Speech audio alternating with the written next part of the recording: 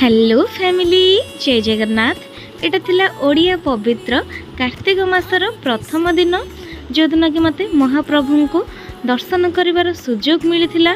श्रीक्षेत्र रे पाद रखिदेला माने मन रे गोटे उत्कंठा सुंदर अनुभूतिटे अनुभव हुए।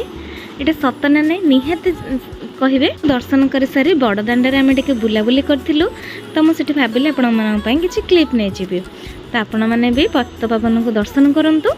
तापर पुरी जेहेतु जाइए मटर पानी तो पीवाटा गोटे मैंडेटरी ना, तो प्रसिद्ध जेहेतु पुरीर मटर पानी से मटर पानी पीलु सहित किसी कॉर्न सूप पीलु तापर किसी चाट खाइलु। संध्या बेले पुरीर दृश्य एत सुंदर थिला जे कौन ही कहबी, बहुत ही भल लगुला देखापी।